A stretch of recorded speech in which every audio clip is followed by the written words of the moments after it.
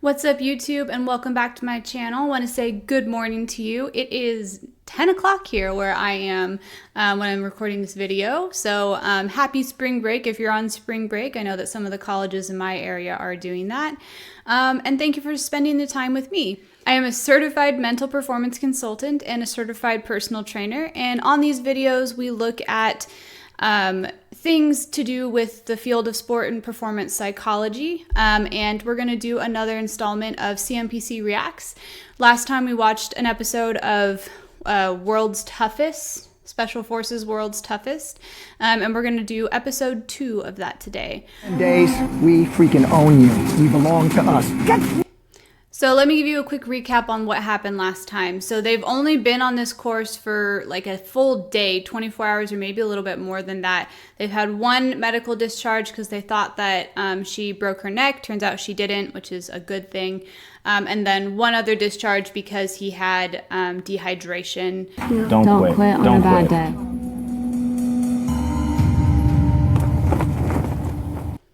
So she just said, don't quit on a bad day. That's awesome. That's great advice. Quit on a good day. If you have to quit, if things are going poorly for you, you feel like you need to take a step back, don't quit because things are hard, because no matter what you do, they're always going to be hard. You have to go through this process of learning and giving your permission to be bad at something, give yourself permission to be bad at something in order to get good at something. So that advice of don't quit on a bad day, powerful stuff. You need to know who you are. You need to be brutally honest with yourself. What we don't like is people who think there's something they're not, because they're getting killed. I want whoever thinks they're the strongest down to the weakness. Do that now. So what they're doing right now is having them line themselves up from strongest to weakest. They didn't say in what. They didn't say physical strength. They didn't say mental strength. They just said strongest to weakest. So put it in the comments below what you think the order is going to be, or at least who you think the first is going to be and who the last is going to be.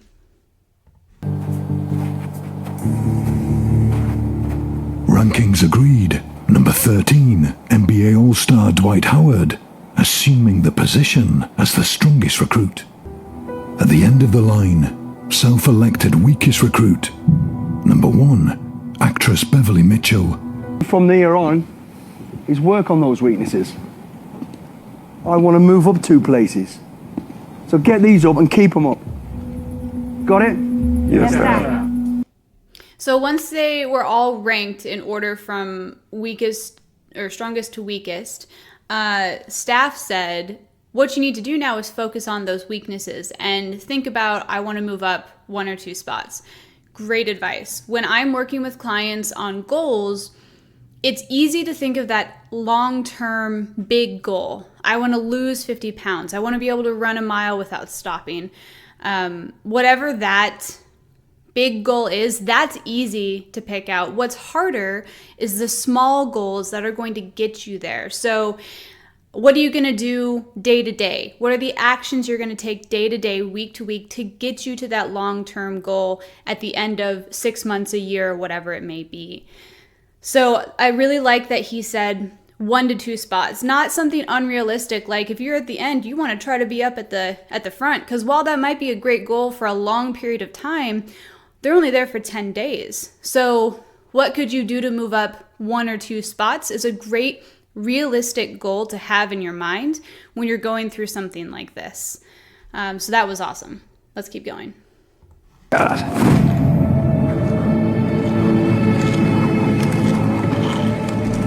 The ravine crossing is a way of getting from one side. Girl, that looks like fun. All of these to me look exciting. And I think that obviously in the moment it would be different, but like that looks like a blast to me. You're harnessed in, you can't fall. I do understand that fear of falling is still there and innate in a lot of people. It should be. That's what keeps you alive, right? But like that looks like a good time. Like your arms are going to be burning for sure, probably your core as well. But you know, I would do it. Would you do it? Let me know. You might think you're strong, but that's not enough. The lactic acid buildup just creates pain in all the muscle groups that you're working. You're trying to cling on to the rope that's getting further away from you. It's all about the mental strength. And we're back at it. We're back to the mental strength. Yes, he's talking about the soreness, the lactic acid buildup, the pain that you're going to feel physically. That is a part of it. But when you're in that position and you know you're in pain and you know you still got X amount of rope to go or whatever it is, can you mentally push yourself through and just get the job done? We are back to talking about mental strength yet again. That's why I love this series. All right, eyes on me. All of you have what it takes physically to do this. Otherwise, we wouldn't make you do it. Yeah. The question is, do you have what it takes mentally? Yeah. Are you strong up here or are you weak up here? Either way, we will find out. This makes me so happy. You don't even know. Having been in the military as long as I have and like not even addressing the mental side for 90% of it, I didn't even know that like mental strength, mental weakness, all of that. I had no idea that that was even a part of it. It's just, to me, when I was 21 and I joined, everything is physical. Can you do the physical? Because that's all they're really asking you to do. This makes me so happy that they are addressing the mental side and talking about how that's really what's going to set you apart. We wouldn't ask you to do this if we didn't think that you could physically do it. We are testing your mental strength. This is great. Get on your feet! Get up! Oh, me. So they first make them climb up this like gigantic mountain. There's no like, we're gonna drive you up there, any of that. It's like climb up this mountain and then scale across this thing. And, you know, if you have a fear of heights, like deal with it. You know, it's so military that it just like cracks me up a little bit. But they do that on purpose. They stress you on purpose physically. So when you're put to the test mentally, that's really what you have to rely on. You can't rely on being the strongest person in this group. You have to rely on your mental capability to push yourself through. That's a very common military tactic. When I do TCCC, which is Tactical Care Under Fire, they basically have us like save a life. There's a dummy out there, you're under fire, and you have to save their life. But before we do that, we're doing push-ups, we're doing burpees, we're walking, we're running, and there's fake bombs going off, there's gunfire going off. It's all to stress you physically to see how you mentally handle that stress. Oh my God. I don't think I ever been that high. Come on. Right, down, up we go. Let's go. Okay. Stand up. Let's go! Put on the rope, let's go. Like now. Come on. Time is of the essence. Here we go. Right, shuffle your left foot. Shuffle. Let's go. God, it's really shaky. Move. Come on. We haven't got all day. You're holding everybody back. You've just seen a perfect demonstration. You're not going anywhere. Can't do it. He is fully psyching himself out in this moment. He can do this. He has the advantage because he's so long. He's not having to start like an extended position. He gets to start in this position. So he's got a little bit of an advantage there. He's an athlete. He has that endurance. Basketball is a game of endurance. So he has all these things going for him, and it is all up here. He is psyching himself out. In that moment, what do you think to yourself to get yourself to go, to get yourself to do it? Or what do you tell somebody who's in this position? Action is what's important. So I'm interested to hear what you all think. What would you tell yourself in this moment, or what would you tell somebody else? Failing, that's not really something that I'm used to.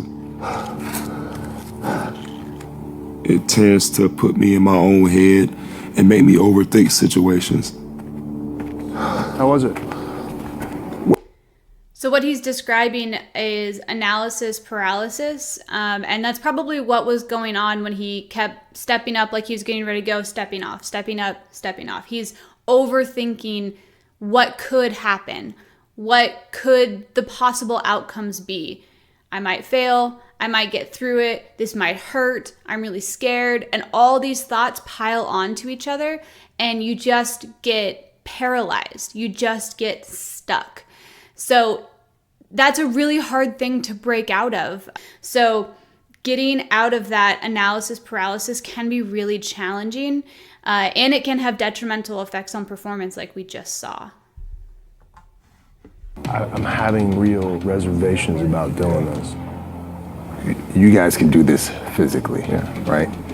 But what it's going to take is tapping into that gear. Here's the deal. Today is my wife's birthday. I made a promise to her that I wouldn't hurt myself. Realize you're going to be the first one to quit if you leave. Well, there we go. Bye-bye. So this gets me a little bit. There's nothing wrong with trying and failing, because from that failure, you're going to learn something about yourself. You're going to learn something about your abilities, your mental capabilities, your physical abilities. You're going to get something out of it. There's nothing wrong with failing. In fact, most high-performing athletes and performers and business moguls will tell you that in their failure, they've found more growth and learning opportunities than they have in their success. I think Serena Williams has a quote about that somewhere, but there's nothing wrong with that. What is wrong is quitting before you even try and giving excuses for, oh, I can't do this because of XYZ. Now, that's not to say that some people don't have legitimate reasons for not doing something, but the excuse of, it's my wife's birthday today. Did you not know that it was going to be your wife's birthday when you came on this show? Like you knew about that, right? That it would cross over. So that seems like a poor reason to back out of something. And it just seems like he was ready to leave and just needed to give an excuse. So all that to say, there is nothing wrong with trying and failing. And that's what these staff are asking them to do. It's okay to fail, but try. Push yourself to your limit so you can get something out of it. Actress Beverly Mitchell. Number one. Shaking. Take a breath. You scared of heights? I don't know. We'll see. Slide together. Say it in your head. Slide together. Slide together. This is where the work kicks in. Keep it going. Okay, let's talk about this for a minute, because while she didn't pass, she made it further than everybody else who ranked themselves higher than her on the strength scale. So let's talk about what she did that was successful for her. She was breathing. Before she even went up, we saw she kind of closed her eyes, she took a breath, and she just kind of relaxed, right? She gave into the moment. She went up there with the mindset of, I don't know if I'm scared of this. I've never done it before. Instead of saying, yes, I am scared of heights. This is going to be hard for me. Going in with that curiosity of, maybe it will be hard and maybe it won't. We'll find out. Great mindset. That curiosity is going to be key to trying things that you've never done before and finding out if you are good at them, if you like them or not. She also took what he said, the slide together, and did that the entire time.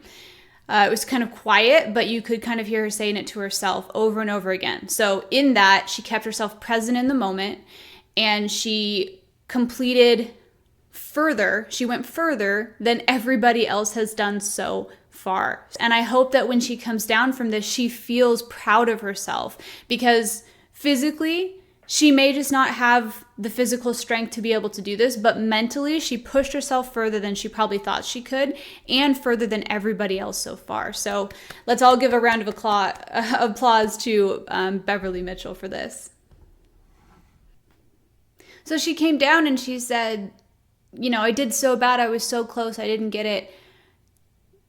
Those things can be true. It can be true. I came close. I didn't make it as far as I wanted to. But is that worth focusing on? Is that worth your energy and your time? In my opinion, it is more worth focusing on, look how far I made it. Look how strong I am. I didn't think I could do this. I didn't know if I could do this. And I went further than anybody else. I went further than I thought I could go. That's where your energy and your time really should be, in my opinion. Stand still, shut up. It's about what's in there. It's about grit and determination. Yes, it's hard, and it will be hard. So break that barrier, every single one of you. Got it? Yes. Yes, it's hard, and it will be hard, but it's about grit and determination. It's about what's in here. Break the barrier. Don't let yourself give into that mental voice that says you can't do this. It's too hard. You're in too much pain. Can't give into that. And as an NBA player, he probably knows that to some degree, but he's very specialized in his training, as most professional athletes are. So while he probably can play basketball for hours on end, this sort of thing is a different type of mental toughness that he's just not used to. And so I think he has very high expectations of himself. That's what I can see from the show. And because he's not meeting those high expectations, it's starting to eat at him. And now he's going to have this outward reaction, this behavior to them criticizing him and his display of mental toughness or lack thereof. So I think that's what's going on here. When people don't like you. So I think what the staff are trying to do in this moment are to get him to raise his self-awareness a little bit. I think he's a little bit in denial about like how he's performing, and it's easy to say, oh, I'm doing the best I can, I'm doing good, I'm not worried about it.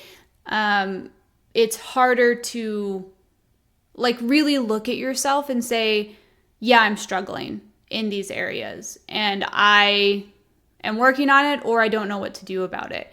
You can't get better, you can't improve if you don't really take a look at yourself and think about, what could I change? What could I adjust?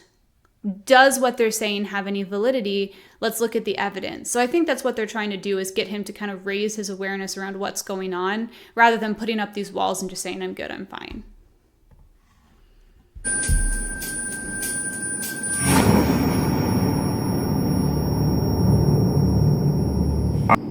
We feel like you can go farther. We feel like you have more to give. We want top performance in everything across the board. In our world, it's all about motivation. He knows I will drag my ass 110% for him. He'll do the same for me. I ain't sure you'll do that. Act like you want to be here.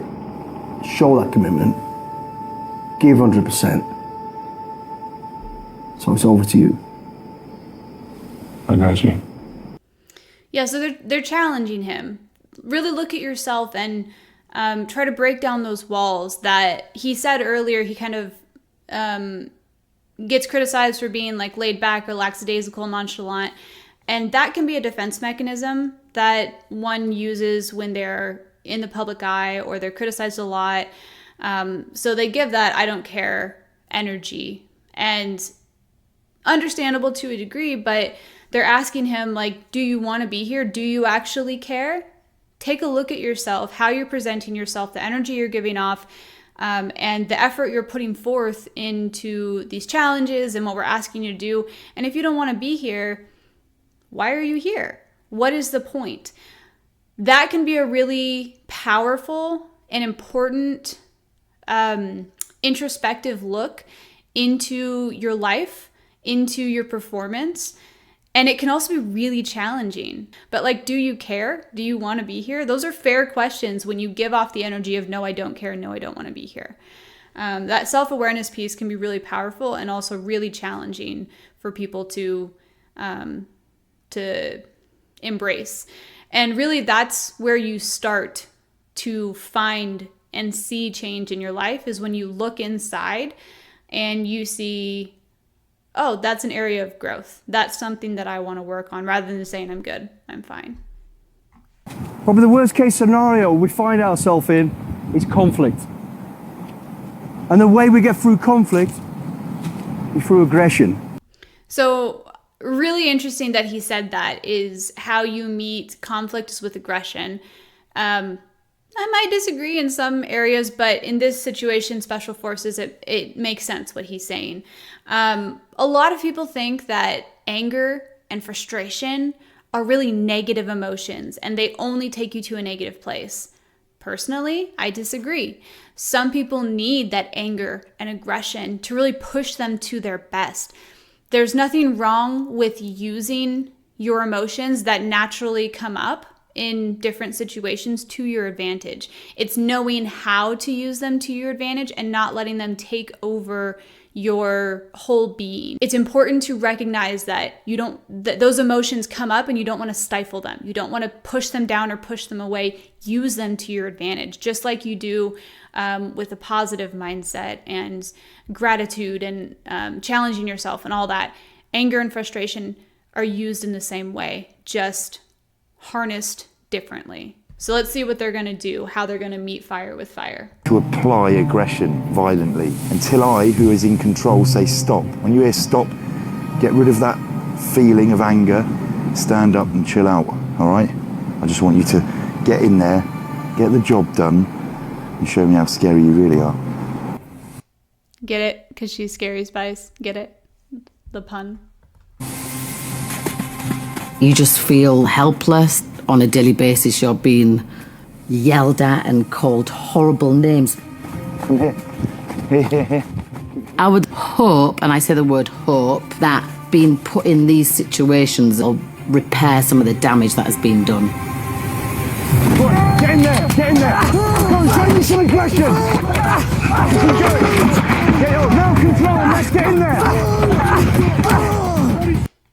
Go for it, come on. Keep going, keep going.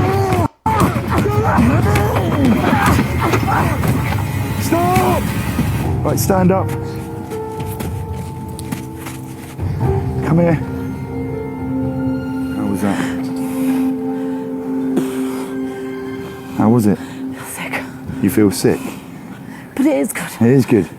It is good. This is the whole purpose of this task. Is for you to expend energy and aggression on someone that is willing to take it, all right? It's an ongoing healing road that I will always be on. Always. Give yourself a pat on the back for once, please.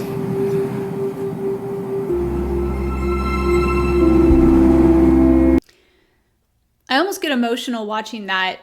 It feels empowering for her.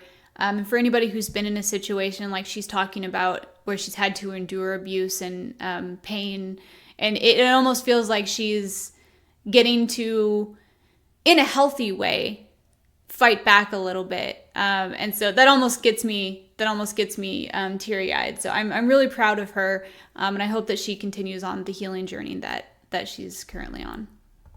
Yes, radar. So concentrate on controlling that aggression when you do engage it. Not going overboard. It's listen to what I say. Control your aggression, right? Good? Yes, sir. Let's go, go, go, go! So I know that this is an edited show and we're not seeing everything that they're telling them. So I just want to start by saying that when he says control your aggression, that is an easy statement, but it's hard to know exactly what that means. Control it how? I would hope that when they're actually talking them through these, they're giving them steps as to how to control your aggression rather than just saying to do it, because it's not that easy. How do I do that? This is one of the things that when I work with coaches, we talk about a lot, is using more descriptive words than just saying, just do this thing. Because you saying do that thing may look one way in your mind as a coach. You want somebody to focus, so you want them to, scan the floor and look for who's open, and focus can look like a lot of different things. And to me, that might mean focus on the score. It might be me focusing on my dribbling. It might be me focusing on looking for an open shot. It could mean a lot of different things. So it's about being as descriptive as you can for whatever it is you're asking somebody to do. Very important. 15, show me some aggression. 15, get up. Oi. It's too much.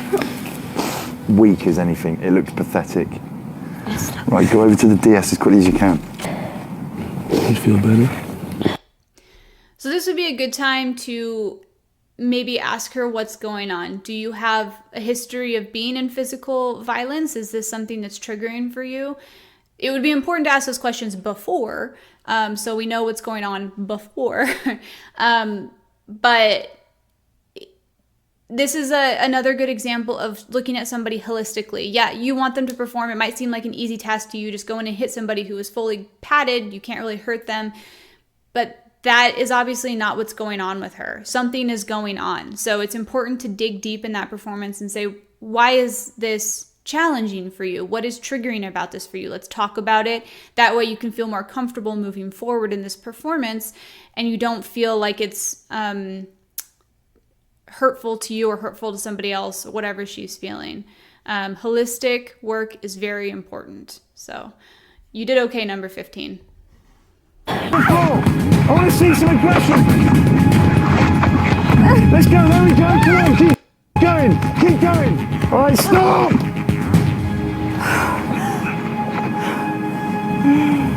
Stop feeling sorry for yourself. It wasn't enough. It's difficult because he's obviously bigger than you. We'll tell you if you're not good enough. Poor Beverly Mitchell just keeps seeing the negatives. And it's like she's pulling those out of nowhere. She did exactly what she was asked to do. She took him to the ground. She fought him as best she can. She is physically smaller than that guy. She's not an athlete. She did great. And I like that the staff said, I will tell you if it's not enough. Stop beating yourself up before you even hear the critique of how things are viewed from my point of view. So I really hope that she can start to see the positive side of things and not focus solely on what she perceives as negative or not enough. Find the positives, find the silver lining, challenge yourself. You're doing great. You're doing great. Doing great. As for the strongest to the weakest, where were you? Weakest? Did you put yourself at the back this morning? I did because I felt that's where the team felt I should be. Where do you think you should be? Great question. I feel like I don't want to try because I don't want to fail. I'm almost afraid to succeed. That's so wise of her. You know how long it took me to be able to say that about myself? My biggest fear, my number one fear for myself is failure. Not being good enough, unreached potential. That is my greatest fear in my life, is to just go by and, miss opportunities because I'm unwilling to put myself out there.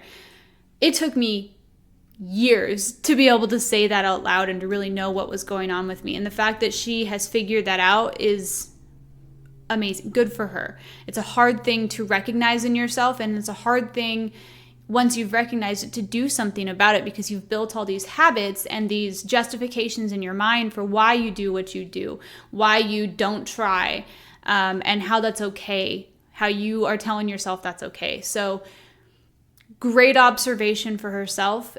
The next step is to start believing in yourself and finding the growth in the challenge, not just the negatives that are kind of a side effect. So great job. Great observation in yourself. We've had to pick ourselves back up and go again. That's where you get your strength. And the only way you're ever going to succeed is to fail anyway. True. When it gets uncomfortable or hard, try not to feel sorry for yourself. Another way of saying that, because we try to use or avoid using the word don't, is be comfortable with the uncomfortable. Get comfortable with the discomfort. It's the only way you're going to grow. It's the only way you're going to succeed. Probably the most effective way to find that success and be okay with the journey to get there. When you're on the battlefield, you have to be so aware of your strengths and weaknesses Some people are too scared to look at their own weaknesses and they hide it with ego. Other people's weakness is actually their strength. Only the people that can bounce back will pass this course. He summed it up really nicely there. It's really important for you to know your strengths and weaknesses and to really look at yourself and see what those challenge areas are for you and how can you respond to them? How can you be resilient and work through them and know that, yeah, I might be physically weaker than that person, but I can mentally outdo them. That was a great wrap up by the staff. So I want to thank you all for joining me on the second episode of CMPC Reacts. This whole series is on Hulu if you're interested in watching further. I think there's 2 seasons, and we'll keep going through them. But put your comments below, and if you like this, if you can see the mental skills that I'm talking about, if I miss any, what would you do in certain situations? Give me all the juicy details. I want to hear all about it. So like and subscribe for this channel so we can get more people interested in the world of sports psychology, because it's very niche and we want to make it bigger. We want to make it accessible to as many people as we possibly can. Thank you all for joining me. Check out my website, Formidable Mindset Coaching and Consulting. And I will catch you all next time. See you later, YouTube.